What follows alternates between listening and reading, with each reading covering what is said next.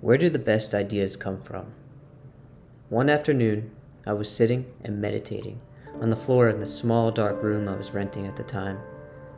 Thoughts came floating in and out of my head, as they do. I tried to focus on my breath. In, out. In, out. But even with the focus point, a singular thought jumped into my mind, and like a balloon popping inside, my attention was immediately drawn to it. It asked, what if I started a magazine? One that could showcase unknown talent.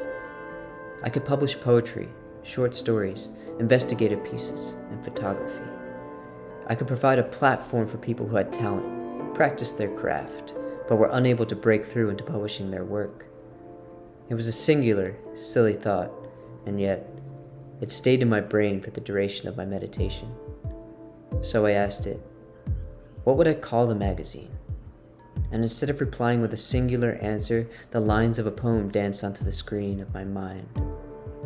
O me, O life, of the questions of these recurring, of the endless trains of the faithless, of cities filled with the foolish, of myself forever reproaching myself, for who more foolish than I, and who more faithless? Of eyes that vainly crave the light, of the objects mean, of the struggle ever renewed, of the poor results of all, of the plotting and sordid crowds I see around me, of the empty and useless years of the rest, and the rest me intertwined. The question, O me, so sad, recurring, what good amid these? O me, O life. Answer, that you are here, that life exists, an identity, that the powerful play goes on, and you may contribute a verse.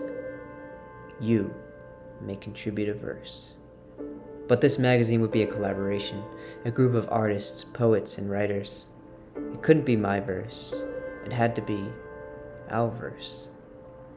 That meditation lasted for 30 minutes, and when I returned from the edge of the unknown into the known confines of my room, I realized I had been on a journey, and yet the real journey was just beginning.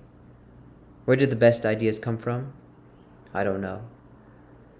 But what I do know is, when they arrive, when the call to adventure sounds, it's best to follow it.